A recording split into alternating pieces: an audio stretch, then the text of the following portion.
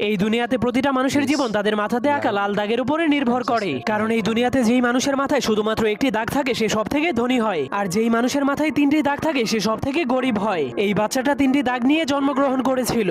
এরপর সে ধীরে ধীরে বড় হওয়ার পর সে দেখতে পায় তাকে শুধু গরিব মানুষের সাথেই থাকতে হয়, আর যাদের মাথায় দুইটি দাগ আছে তাদের গোলামি করতে হয়। এমনকি তাকে দুই দাগওয়ালা মানুষের জন্য সারাদিনই কাজ করতে হয়, যার ফলে দুই দাগওয়ালা মানুষের বাচ্চারা তাকে মারলেও সে কিছুই বলতে পারতো না। এজন্য সে একদিন লুকিয়ে লুকিয়ে তার কপালের একটা দাগকে মুছে ফেলে। এরপর কাউকে কিছু না বলেই লুকিয়ে লুকিয়ে দুই দাগওয়ালা মানুষের রুমের মধ্যে চলে যায়। কিন্তু সে ভিতরে যাওয়ার পর দেখতে পায় সব দুই দাগওয়ালা মানুষের এক দাগওয়ালা মানুষের একদমই চাকরের মতো সেবা করছে, যা দেখার পর সে অনেক অবাক হয়ে যায়। এরপর সে বুদ্ধি খাটিয়ে তার আরেকটা দাগকেও মুছে ফেলে। কিন্তু যখন দুই দাগওয়ালা মানুষেরা দেখতে পায় তার কপালে এক দাগ, তখন তারাও তার সেবা করতে শুরু করে দেয়। তখন সে জীবনের প্রথমবার এত সম্মান পেয়ে অনেক খুশি হয়ে যায়। কিন্তু তখনই হঠাৎ করে উপর থেকে একটা মেশিন চলে আসে। এরপর সকল এক দাগওয়ালা মানুষদেরকে টেনে টেনে উপরে নিয়ে যায়। এরপর সেই মেশিন তাদের মাংসগুলোকে কেটে কেটে তিন দাগওয়ালা মানুষদেরকে খাওয়ার জন্য